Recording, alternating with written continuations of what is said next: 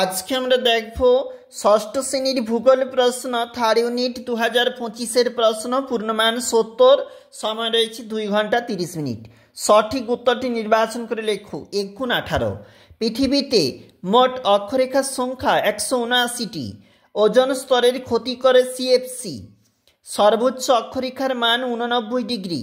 পৃথিবীর আবর্তন বেগ থেমে গেলে এ ও বি উভয়ই, মানে পৃথিবীর অর্ধেক অংশে দিন অর্ধেক অংশে রাত থাকবে। আবহাওয়া বিস্তৃত অঞ্চলভেদে পরিবর্তিত হয়। জ্বর হলে সাধারণত থার্মোমিটারে যে স্কেলে তাপমাত্রা মাপা হয় সেটি ফারেনহাইট। অ্যাসিড বৃষ্টি হলো বায়ু দূষণের ফল। পরের পেজ। ছায়াবৃত্ত। ছায়াবৃত্তের অবস্থান পরিবর্তনশীল। শব্দের তীব্রতা মাপার একক ডেসিবল মিটার।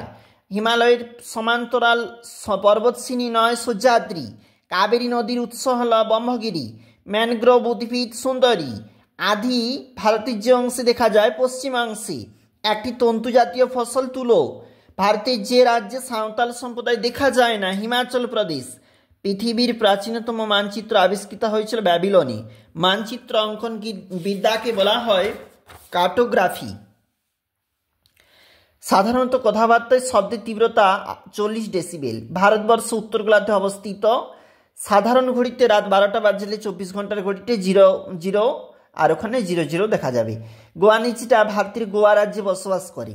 বর্ষাকালে ভারতে সাধারণত দক্ষিণ পশ্চিম মৌসুমী বায়ুর প্রভাবে বৃষ্টিপাত হয়।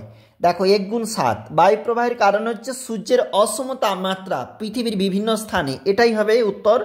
সমষ্ণ রেখার একটি বৈশিষ্ট্য ভূপৃষ্ঠের সকল স্থানে তাপমাত্রা সমান, যাদের অর্থাৎ যে স্থানের তাদেরকে কিন্তু যুক্ত করে।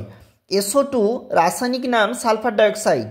স্বাভাবিক উদ্ভিদ মানুষের পরিচর্যা ছাড়া যারা বেড়ে ওঠে যে সমস্ত উদ্ভিদ তাকে বলা হয় স্বাভাবিক উদ্ভিদ। আনাইমালাই পর্বতের সর্বোচ্চ শৃঙ্গের নাম আনাইমুদি। মানচিত্র দূরত্ব এবং বাস্তব দূরত্বের অনুপাতকে বলে স্কেল। 60-এর দশকে কৃষিক্ষেত্রে যে বিরাট পরিবর্তন তাকে বলা হয় সবুজ বিপ্লব। আর এইগুলা রয়েছে 2×4। দেখো 2 নাম্বার করে রয়েছে একটি করে প্রশ্ন, আর এই দিকটাতেও প্রশ্ন রয়েছে। এখানে 3×4 3 নাম্বার করে, আর এগুলা রয়েছে 5 নাম্বার। আর এখানে একটা ম্যাপ রয়েছে, ম্যাপে কিন্তু তোমরা এগুলা পুট করবে।